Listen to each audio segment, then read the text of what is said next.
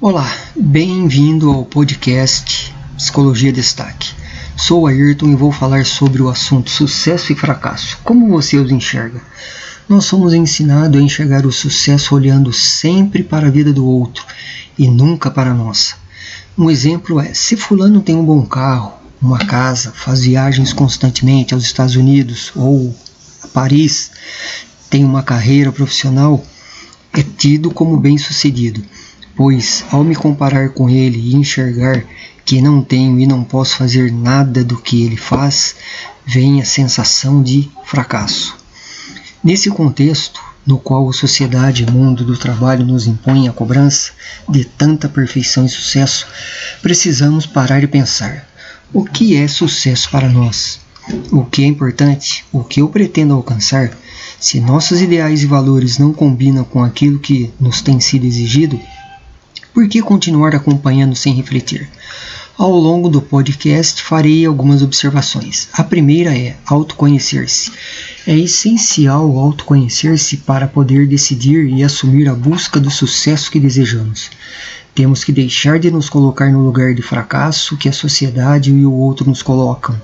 É necessário assumir o nosso próprio lugar de sucesso. Trabalhadores com salários atrasados ou não pagos, condições de trabalhos ruins, falta de materiais, desemprego, ou vislumbre de uma aposentadoria futura que pode nunca acontecer, péssimas condições de habitação e alimentação, despejos de moradias e inadimplência do crédito estudantil, dentre tantas outras situações que posso descrever agora nesse podcast. Repenso o quanto de doença psicossomática tem sido produzida pela inquietude de nossa realidade, que nossa realidade tem provocado nos indivíduos na nossa sociedade. Somos constantemente cobrados a sermos profissionais de alto padrão, sem erros na prática e com formação acadêmica exemplar, mesmo diante do difícil cenário trabalhista que percebemos. À primeira vista, esse título parece surpreender, pois como poderia alguém se angustiar diante do sucesso ou do fracasso? Comumente, o sucesso é entendido como algo que encontra êxito, o que seria uma situação, ao menos a princípio, oposta à angústia em que não há êxito. Diferentemente disso, a experiência clínica nos traz alguns casos em que o sujeito porta uma queixa não sobre um sintoma específico, mas sobre uma sensação de fracasso. Há nesses casos uma reclamação de um fracasso reiterativo, quer no trabalho, quer nos estudos, quer na vida sexual ou em outra área que você se encaixar enquanto está ouvindo esse podcast. A segunda observação é o medo de fracassar e o medo de ser bem-sucedido. Dessa forma, o sujeito chega à análise falando de um fracasso, que as coisas não dão certo na sua vida, e diz que gostaria de obter sucesso, ter êxito no trabalho e no casamento, ser bem-sucedido na vida com bens materiais e em diversas áreas, por exemplo. Esse discurso parece apontar para um aspecto imaginário do registro psíquico, não evidenciando a faceta simbólica e real implicada. E tão logo se instale aí uma análise, irrompe uma angústia que desestrutura este discurso das lamúrias.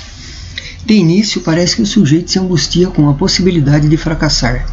Ele diz, por exemplo, que começa a ficar angustiado ao participar de um processo seletivo de emprego, pois começa a pensar que não vai conseguir o emprego devido ao número de candidatos, no caso, 23 candidatos para uma vaga, e ele então fala dessa angústia como a possibilidade de novamente fracassar frente à tentativa de conquista do tão sonhado emprego.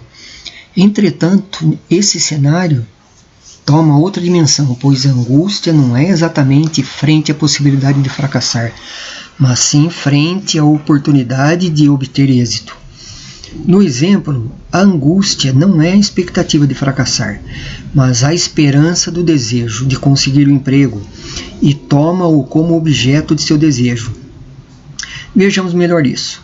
O sujeito teme a perda do emprego, com isso fica fixado ao emprego, e olha o obscurecido em sua sombra, como que eclipsado ao emprego, para não se defrontar com a suposta angústia da perda do emprego.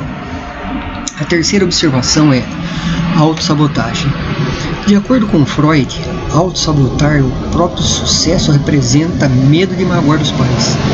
Freud entendeu que quando triunfamos sobre nossos pais ou acreditamos tê-lo feito, seja porque nos tornamos mais ricos, mais férteis ou mais bem-sucedidos do que eles, experimentamos uma sensação de culpa por tê-los ferido ou envergonhado.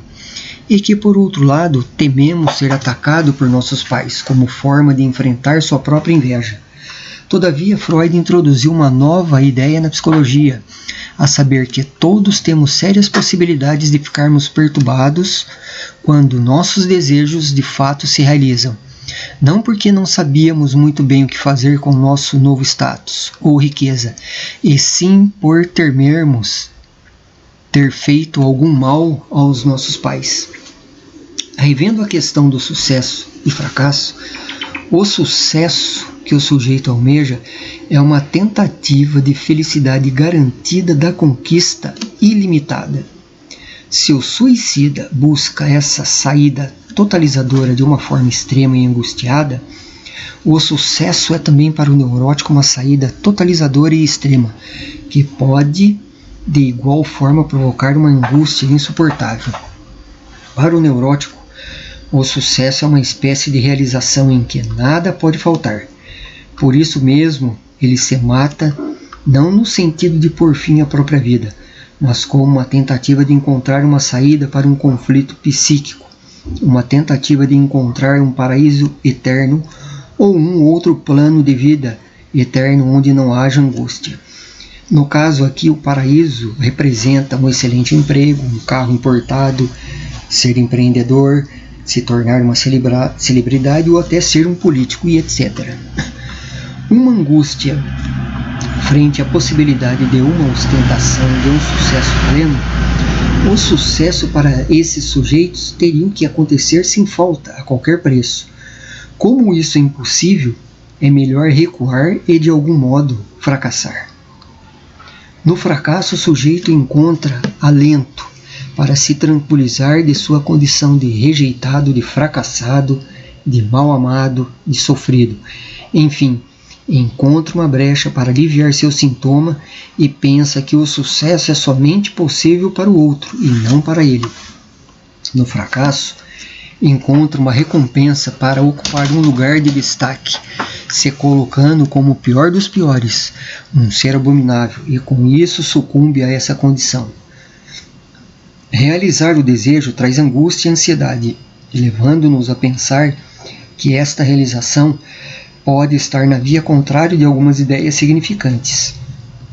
As coisas nunca dão certo para mim, não tenho tempo, isso não era para mim, não nasci para ser líder ou bem-sucedido, e outros que você imaginar agora enquanto está ouvindo o podcast. Frases como estas fazem parte de um rico discurso do sujeito que busca sustentar a ideia de que não pode ter o direito de ser bem-sucedido, atendendo aos seus desejos.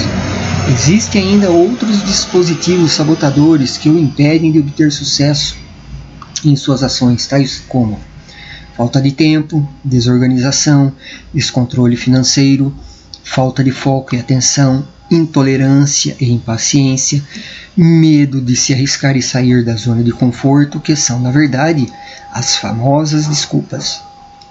Portanto, não fazer uma prova porque não quer se sair mal na colocação, mesmo tendo estudado, seria medo do fracasso ou medo do sucesso?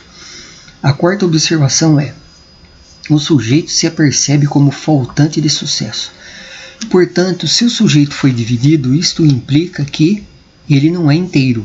E se houve uma divisão em que se perdeu algo, o sujeito passa a procurar o sucesso e buscá-lo incansavelmente. Por isso é chamado de objeto causa de desejo. Na tentativa de que não falte o sucesso, o sujeito é levado a incorporar o sucesso.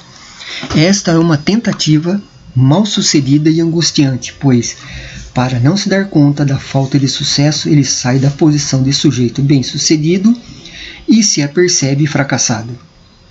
Assim, o sujeito, ao se deparar com um êxito, se angustia por não poder ir além do sucesso, portanto, ele precisa fracassar. Para alguns sujeitos, o sucesso deve acontecer sem falta. Como isso não é possível de alguma forma, fracassam para aliviar a angústia. E no fracasso eles encontram uma forma de desfrutar da condição de derrotado e fracassado. É como se ouvissem uma voz que impera e impõe o fracasso como castigo, evitando o sucesso que não lhe é devido. Sendo assim, inevitavelmente surgirá a questão da repetição do fracasso como um fantasma. Esse fracasso pode ser um traço de caráter e o sujeito poderá seguir em frente sem buscar uma análise, por não se tratar de um sintoma, mas de um traço de subjetividade difícil de negociar. A quinta observação é o sentimento de culpa. O sentimento de culpa que torna intolerável qualquer possibilidade de sucesso, tal como o castigo, o sentimento de culpa, priva o sujeito de desfrutar de suas realizações, de modo que ele deve, sob o instrumento da angústia, fracassar. Ao avesso do que se espera, há uma reação de angústia frente ao sucesso, e esta incide na tentativa de cumprir com o ideal em que nada pode faltar. Este ideal está na ordem do impossível. Definir sucesso se comparando com os outros? Quem não quer ter sucesso na vida? Me arrisco a afirmar que todo mundo, mesmo muitos não sabendo o que o sucesso quer dizer, também deseja sucesso. Um erro que percebo acontecer sobre esse assunto é avaliar nossos desejos olhando os outros. Olhamos uma pessoa que possui muito bens materiais e pensamos: puxa vida, gostaria de ser como aquela pessoa. Ou então uma outra que se apresenta tranquila e confiante e pensamos: eu gostaria de ter aquela qualidade de tranquilo e confiante. Ou ainda, olho para um sujeito que tem um título acadêmico e digo: gostaria de ser como ele, esse cara tem sucesso. Olhando de fora, os outros podem parecer mais felizes, mais ricos, mais satisfeitos com a vida que eles têm. Olhando de longe, parece que eles já alcançaram o sucesso que ainda não alcancei e não sei se vou alcançar um dia. A sexta observação é: o que significa ter sucesso na vida pessoal e profissional? Ter sucesso na vida pessoal e profissional depende muito do que a palavra sucesso significa para cada pessoa. Sucesso sem significado algum não é sucesso. Eu concebo sucesso como alcançar objetivos de vida, ser fiel ao que se acredita e aos valores morais e éticos, fazer o que dá prazer todos os dias, ajudar indivíduos a melhorarem suas vidas. Volte a olhar para os seus sonhos, objetivos, propósitos e olhe para o mercado de trabalho de forma crítica. Pesquise o mercado, seja em sites especializados ou em grupos de redes sociais, e escute o que os profissionais e as pessoas estão dizendo e buscando. Não se acomode nem se restrinja às velhas formas de trabalho com as quais se acostumou. Provavelmente existe um nicho em que você pode atuar e que outros profissionais não estão atentos. Ser ousado e criativo é um bom diferencial. Espero ter contribuído para o seu conhecimento com esse podcast. Obrigado e até mais.